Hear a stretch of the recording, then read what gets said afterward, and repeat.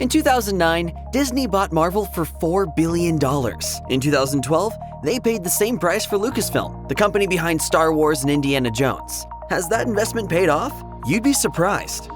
Since acquiring Marvel and Lucasfilm, Disney has pumped out a steady stream of theatrical films and streaming projects. Some have been cash-printing behemoths, others not so much. In 2023, Disney faced two major bombs that were directly related to Marvel and Lucasfilm: The Marvels and Indiana Jones and the Dial of Destiny. Thanks for putting up with me.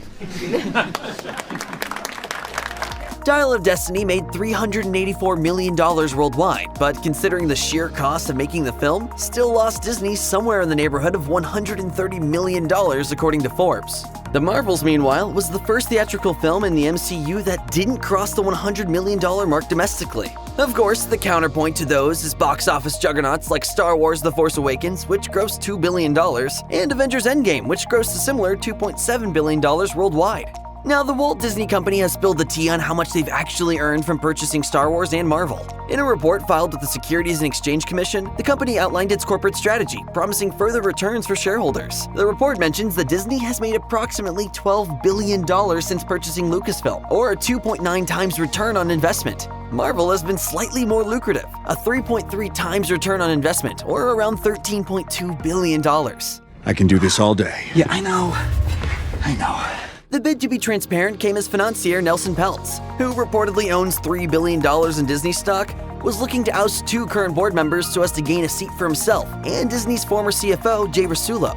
By highlighting their successes with Marvel and Star Wars, the current board of directors and CEO Bob Iger hope to illustrate how much their investments are paying off. Those franchises are obviously two of Disney's marquee intellectual properties, evidenced by their prominence in cinemas, on the company's streaming service, and in theme park offerings around the world. While the company is reeling in profits from both properties, it should be noted that execs are actively retooling strategies. Major changes are coming to the Marvel Cinematic Universe in 2024, as the company tones down its offerings slightly. Captain America: Brave New World got pushed back to a 2025 release date, leaving Deadpool and Wolverine as the only new movie this year.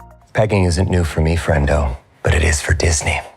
Meanwhile, Star Wars will eventually return to the big screen with The Mandalorian and Grogu, the franchise's first theatrical project since 2019. That's beginning production in 2024 and isn't expected to hit theaters until 2026. The future of Disney is clearly a huge question mark for both shareholders and consumers. Although voters at Disney's 2024 shareholders meeting opted to retain the existing board, CEO Bob Iger's contract still expires in 2026. With changes potentially happening throughout the company, it will be interesting to see if the Star Wars and Marvel cash cow can continue for Disney. The company is clearly in the green when it comes to these specific acquisitions, but it's worth considering if their profitability has been reduced thanks to some of their recent failures.